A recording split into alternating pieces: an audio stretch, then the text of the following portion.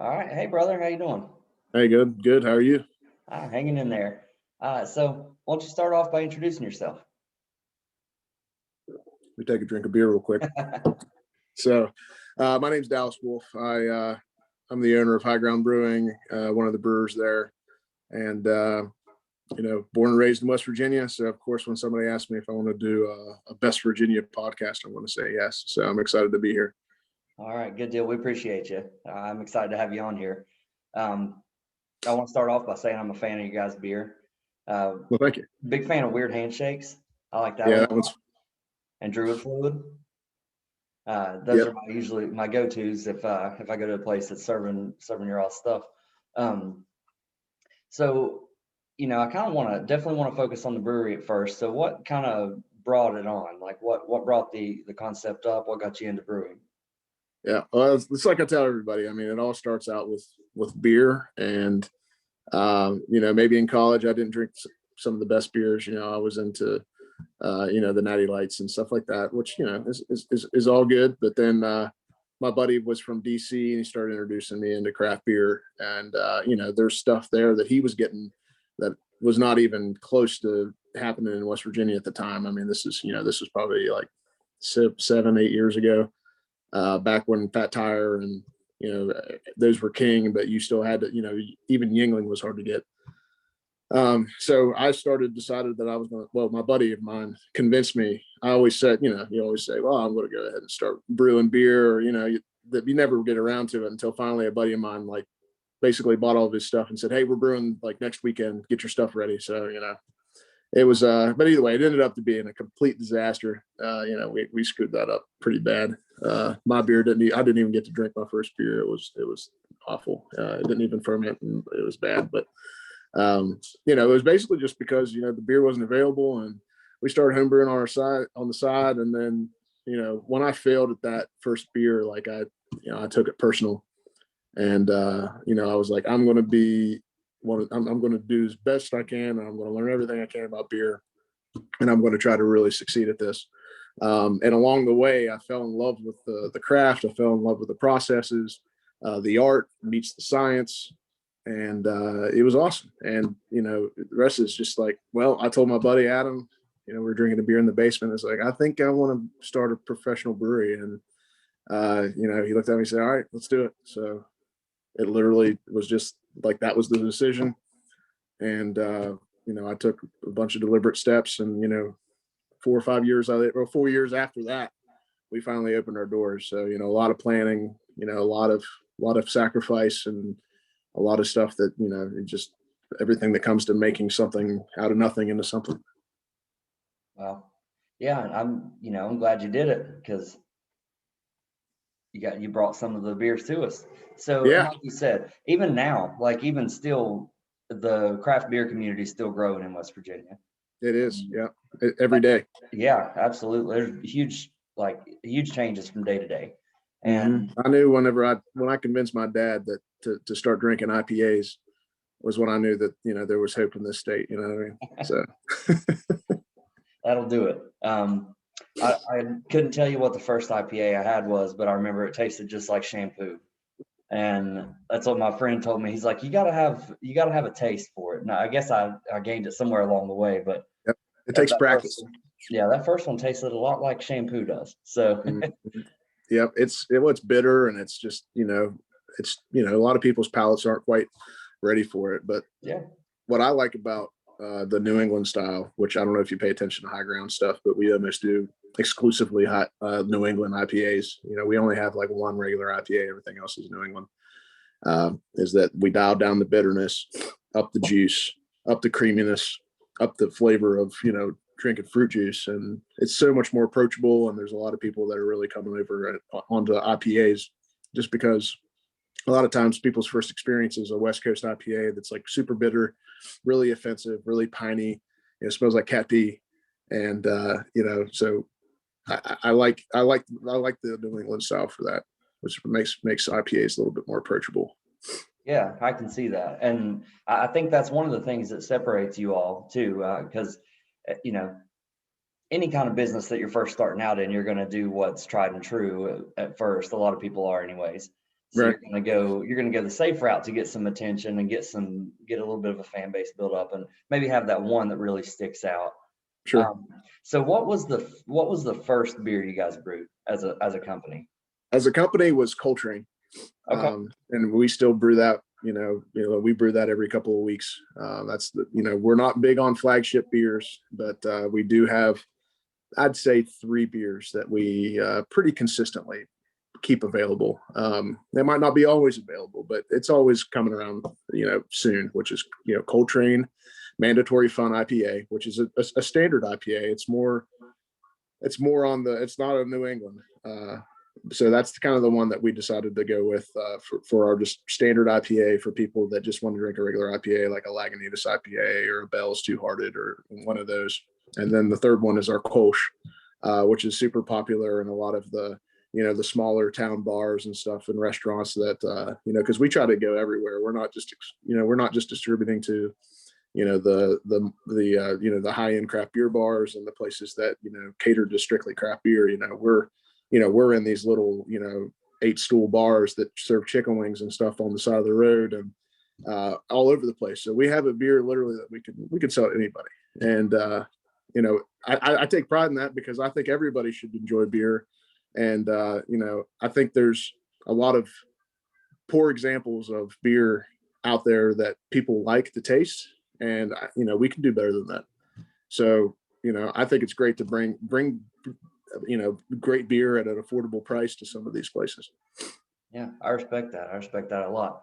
And one of the other things that make you all stand out is, even on your page, I think it lists you guys as a veteran owned and operated.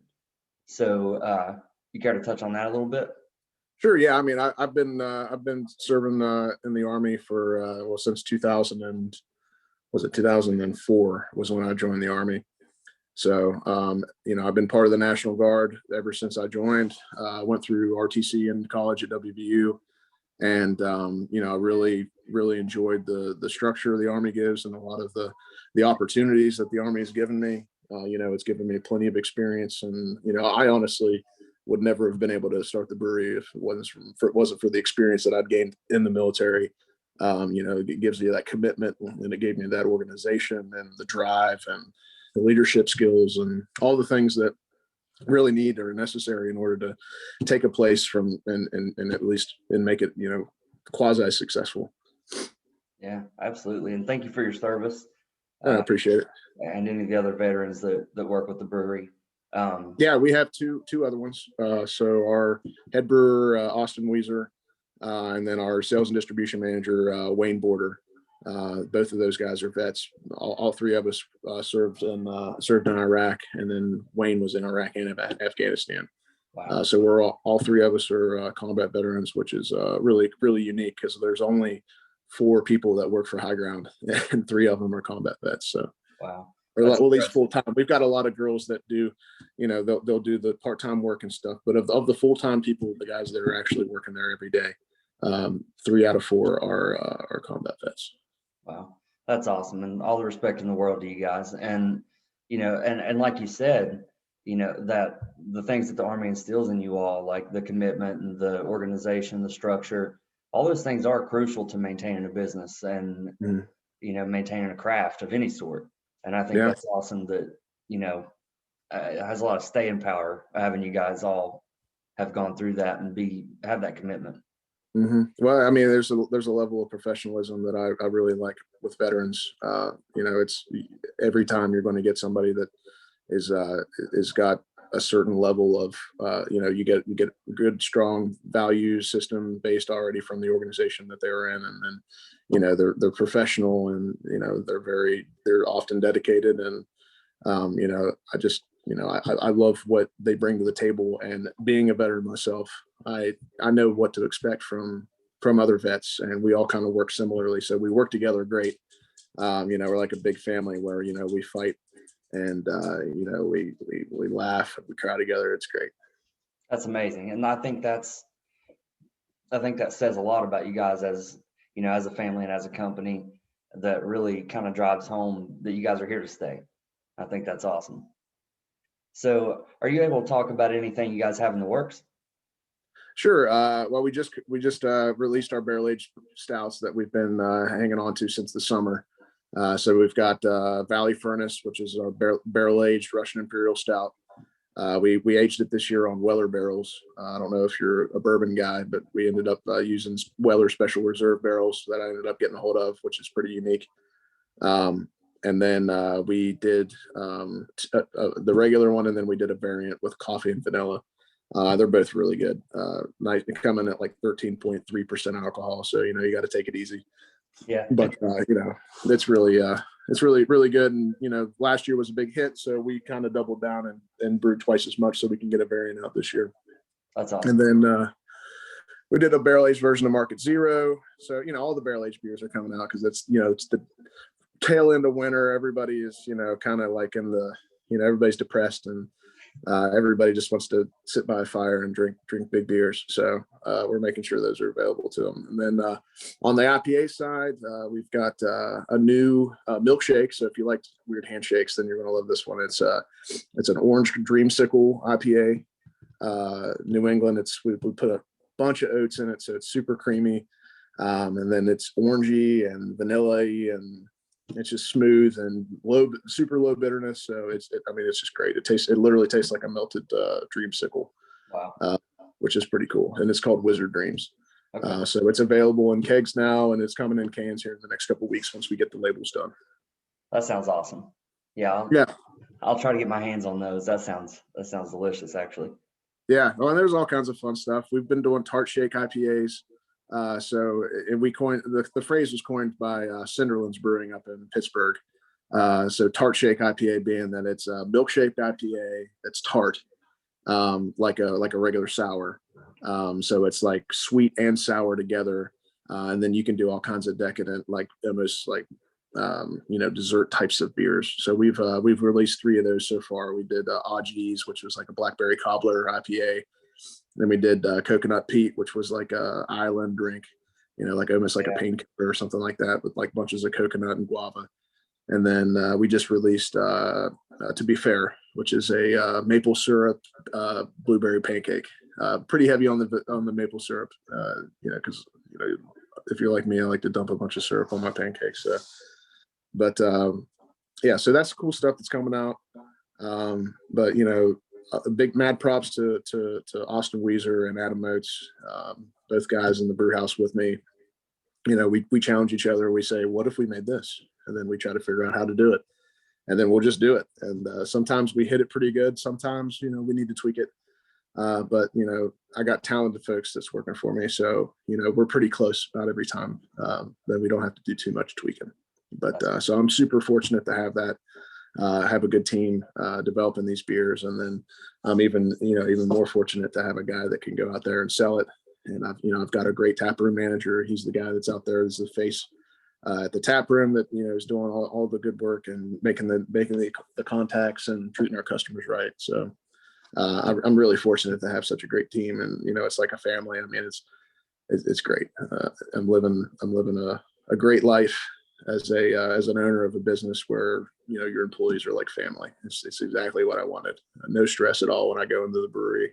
I'm never stressed when I'm there. I love it. That's awesome. You can't beat that. That's the dream, man. I think that's what we're all after. Yeah, and I think the product.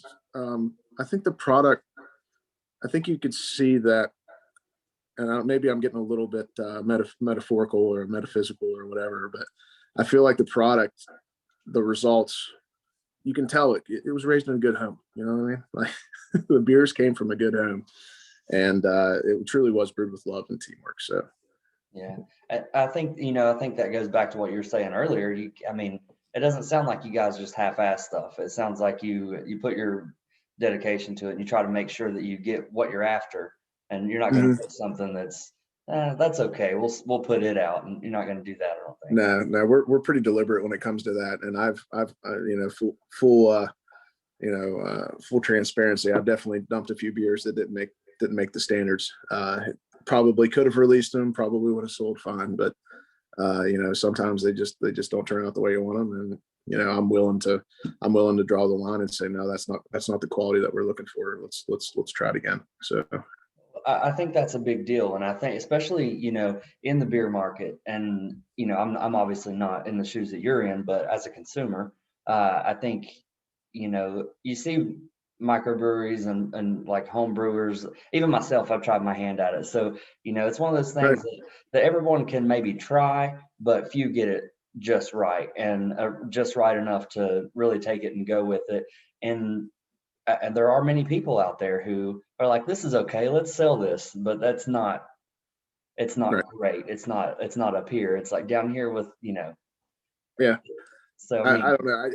I think it comes with just passion, and we set the bar high for ourselves, and we're extremely critical of our own stuff. There isn't anything that anybody's thinking when they drink one of our beers that we aren't in the back of our head beating ourselves up over. And even some of the beers that some people might say it's the best beer they've had, and we're still like, we can still do this or that. But we never try to change it to the point where the beer is completely different. If we don't like the way the beer is, we just won't brew it again. But if we think that it has potential, then we'll tweak it. yeah, cool. Yeah, and as I said, as a consumer, I appreciate that because that lets me know that you guys are pushing the envelope and pushing the limits to try to make sure that we get what you want us to have, what you think we deserve to have. And I think that's awesome. Yeah. And also, going back to, I kind of want to rewind just a second. You mentioned coconut Pete earlier, and I'm kicking Sure. myself that I didn't bring that up because I love that stuff. But it's just harder for me to get my hands on than some of the others, like Weird Handshakes, Yeah.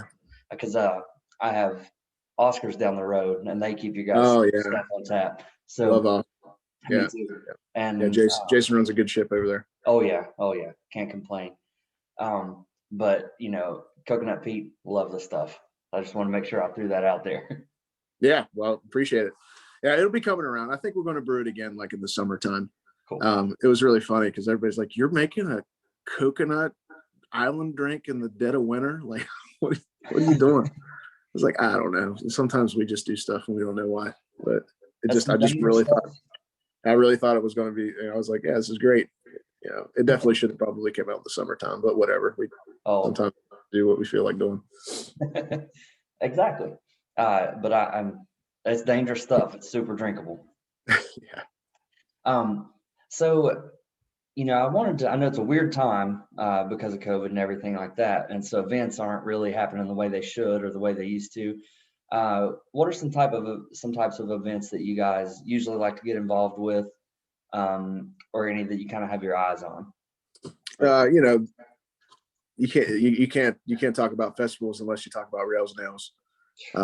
Which is just my absolute favorite. They treat us right. They put us up in a hotel room, and the brewers all get together and have a great time. And that's one of my favorite parts about. And there's a lot of festivals out there that I love to go to. Hops on the Mond's a great one. They put on a really good festival whenever they were up on High Street. There's plenty of great festivals out there, and really any festival that a lot of breweries get together and do that I love to go to, because the West Virginia brewing community is like a family. We hang out together, we drink beer together, we talk shop. It's awesome. And I honestly miss all the guys out there. I miss the guys from Weather Ground and Short Story and Stumptown and all these guys out there. You go out on the festival circuit, and you're used to hey, we're going to hang out all summer. It seems like about once a month we're all getting together for a festival and hanging out. And I miss it. I miss seeing these guys, because after the festival or during the festival, you're drinking beer all day and having a great time, and you get to meet a lot of the craft beer fans, and a lot of West Virginians that are very passionate or discovering your stuff for the first time. So festivals are great, and I cannot wait for this for festivals to come back. I second that. Rails and Nails. Yeah, I missed it. So I was so such, tore up last year when it didn't happen, man. I was too. Yeah, I was really really bummed out. The second, once we entered like September of 2019, I was already looking forward to it again. But hopefully this year. Hey, that's all we can do. Yep. Yeah. And if not this Yep. year, next year. We got to make Yeah. something happen. It's going to happen. It's going to happen. One way or another. Positive thinking. Yeah. Absolutely. So, are you guys working on anything, like any events within the brewery or anything like within the town? I don't know if we mentioned where you guys are located at. Yeah, we're located in Terre Haute, West Virginia, which is a small little mountain town in Preston County, right next to Maryland, like Oakland and Deep Creek. Um, so it's about an hour from Morgantown, to give you a perspective on the geography. And it's about 20 minutes from Oakland and about 40 minutes or about a half hour from Deep Creek. So it's right up there on the Panhandle, right there, kind of where the Eastern Panhandle gets started. So Okay. Thank you. Yeah, I think we got ahead of ourselves there. no, I it's tend all to do good. that though. Hey, we're So, having time. like I said, is there anything you guys are working on like in-house or anything that you're working to kind of push limits there? Well, I mean, this Hard. around mid May is when we're going to really, that's our it's going to be our second, yeah, our second year, or I guess it'll be our third birthday party. I can't remember, second or third. I don't know. Anyway, we turn three. Well, I guess we turn two. So it'll be our 2 year anniversary of 2 full years of being fully operational. Um, and we're going to have a food truck there, and the weather should be good by mid-May. So we're looking forward to that. And last year the COVID, it changed how we do business a little bit, in terms of like nobody sat at the bar and we had the screens and stuff. But our brewery has always been a beer garden style kind of place. The seating's outside, everything's spread out in the open air. So we're really fortunate with that. The only change we did this year is that we're just doing to go only during the winter time. We used to have a few seats at the bar where people can come have a drink, but I think that might be the way we do business from here on out, is just do to go beers during the winter time, and then in the summer we have the outdoor seating, and let people come in and patronize, at least until we get expand big enough to where we have a larger indoor area, because our tap room itself is pretty small, but once you open up the garage door, it's like half of it's like the grocery store section of Walmart, so. That's cool. Yeah, and that was one of the things that I always kind of wonder, but I usually kind of let it come up organically because we're all tired of talking about the thing about COVID. Yeah, everybody's Uh, tired of it. so I usually try not to bring it up, but if it comes up, I'll address it. So I think it Sure. is cool because there are some places that really suffered by Oh having yeah. to limit how they do business, but to kind There's of, a lot of our clients were really affected by it. And I feel for them. I feel bad for them. And Jeff McKay down at Summit has really been doing some good stuff. And the West Virginia Brewers Guild has been doing stuff to try to get some of this legislation passed to try to make it a little bit more conducive. So hats off to those guys. awesome. So that's one of the things, and right now there's a bill just passed the House. So hopefully we can get this craft beer or alcohol modernization act go through. So fingers crossed on that. Yeah, absolutely. Yeah, I think, like you mentioned earlier, you guys are are a family, and I think that's awesome because I mean, I know that as a consumer, it's been a huge deal to me over the last few years. Getting to go to these festivals and talking to some. I'm getting to have this conversation with you. Um, I talked to the guys at Greenbrier Valley in a previous episode, and so being able to just be able to talk to you guys and drink your beer and just kind of shoot the breeze with you all, it's a big deal to me too. So I think I love having you guys around. Let's hope it stays and grows. Yeah.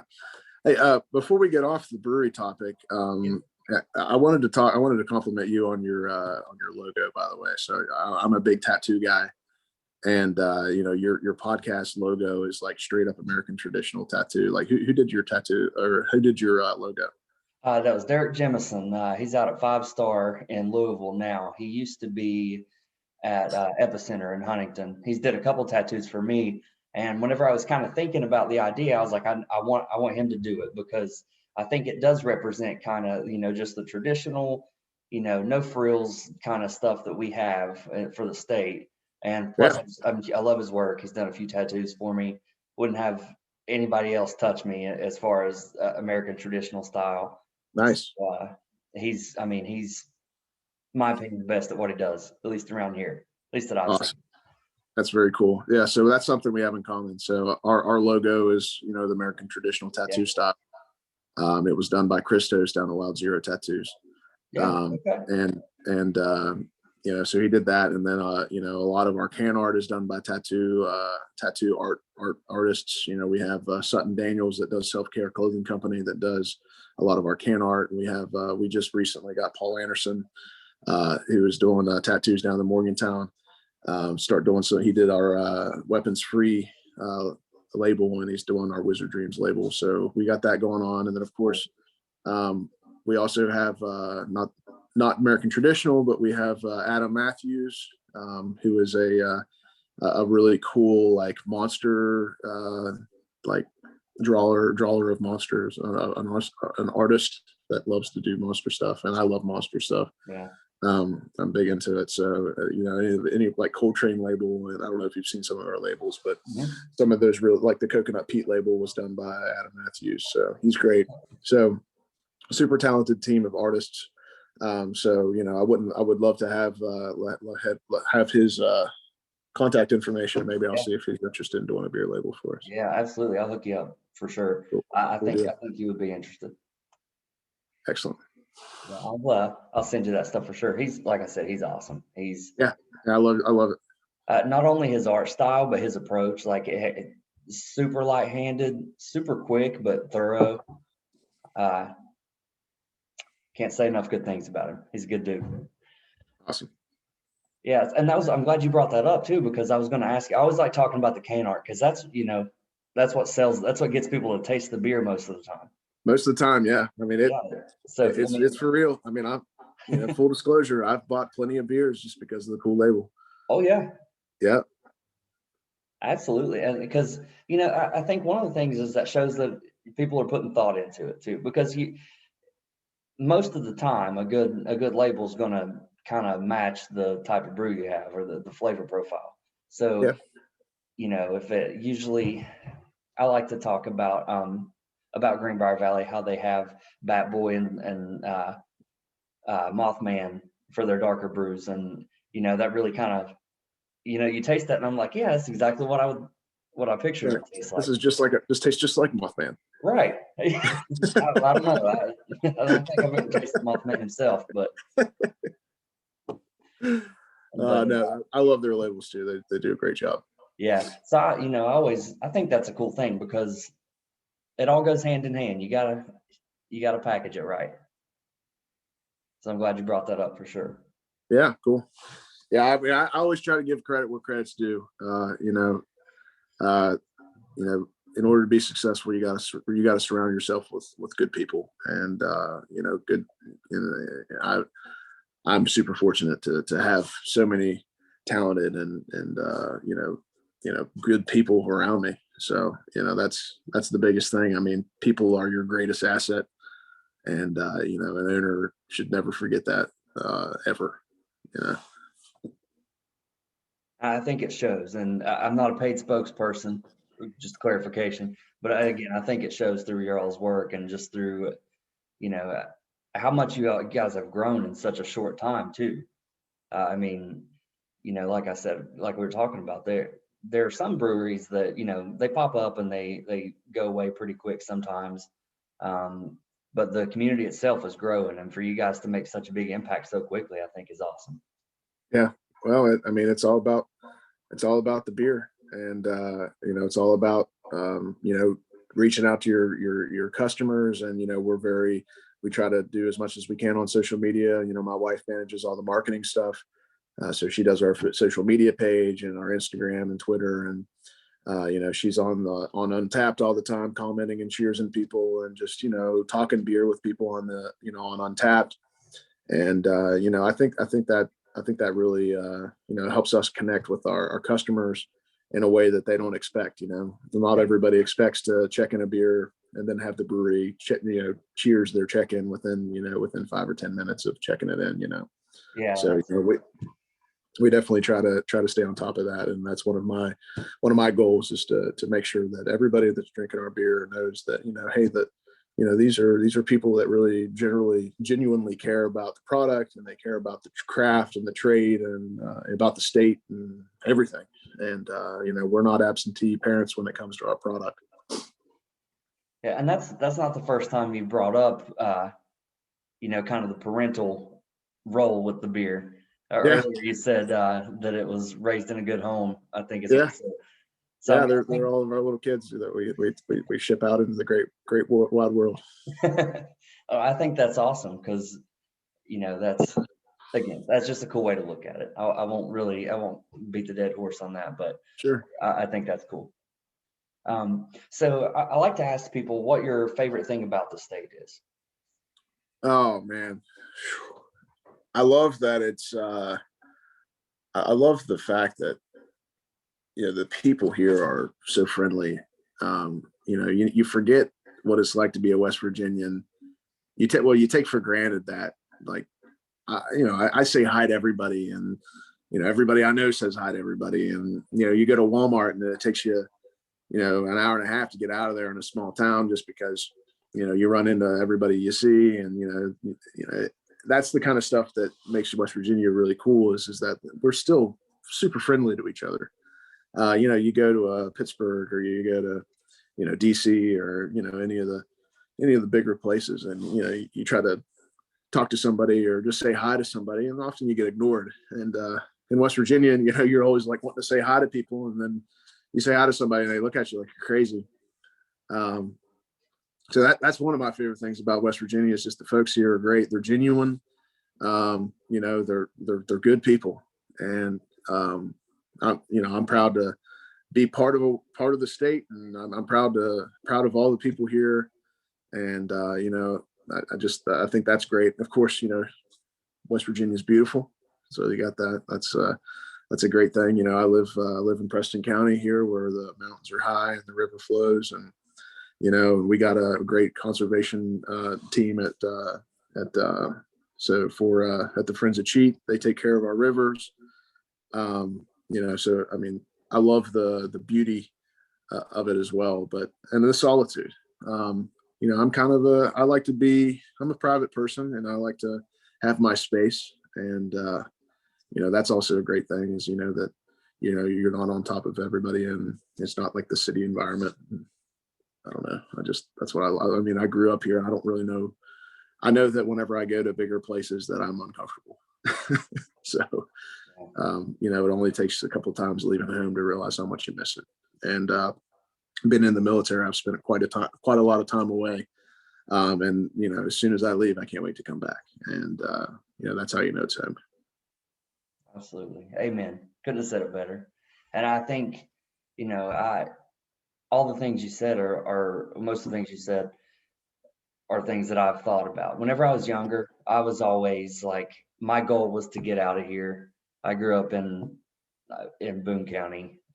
If you're familiar Mm-hmm. with that area. I am. Yep. I've been there for flood duty a few times. Okay. Yeah. we flood sometimes. Yep. But growing up, I was like, man, I can't wait to get out of here. I want to see the big world. And then the older I get, the more like, and the more I see of the big world, I'm like, yeah, but I kind of just want to go home. It's a lot nicer there. And like you said, the people, man, that comes up almost every time, because Yep. it's true. The people here there's nothing like it. No matter where else you go, like you said, you try to say hi or just strike up a conversation with somebody, and they're like, you either get a weird look or they totally ignore you and just walk past you. Right. I think you're crazy. Yeah, absolutely. Right. But it's not like that here. We're just a big family, and that's one of the things that drew me to this idea for the podcast, is just being able to, like, you and I are on opposite sides of the state right now, and we're having a conversation, and bonding over some beer and all that stuff. And I think that's cool. I think we need more of that, especially the negativity and the way the world is going lately. I think that's a big thing. We need to band together. I know it is unfortunate, some of the division that's going on, because I love everybody, and I don't want I hate to see people at each other's throats, and I hate to see it. Yeah. Yeah, I can relate. I think we all just need to sit down and have a beer together. That's right. I'm into that. Yeah. Absolutely. So you start brewing for that, and I'll organize the event, and we'll Okay. get the whole world to sit down and have a beer, That's right. have We'll some do it. high ground.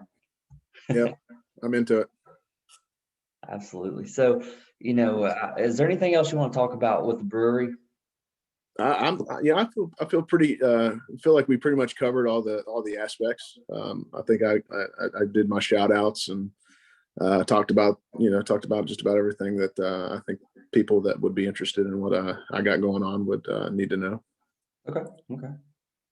Well, I appreciate you sitting down and chatting with me and talking about some beer, talking about some festivals that hopefully, fingers crossed, will happen again soon, sooner rather than later.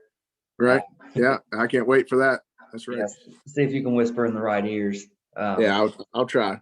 Of course, everybody's wanting the same thing. I don't think I know the right people. That's fair. That's fair. So, but yeah, it was an honor having you on, man, and I appreciate you. Well, I appreciate you. It was a pleasure talking to you, and I hope your community here enjoys listening to me babble on about beer and love and family and all that stuff. So, I'm sure they will, and if they don't, they can find another podcast. hey, listen, we didn't talk about aliens once, man. What do you think about that? Well, never mind. Now we got to. So how about some aliens?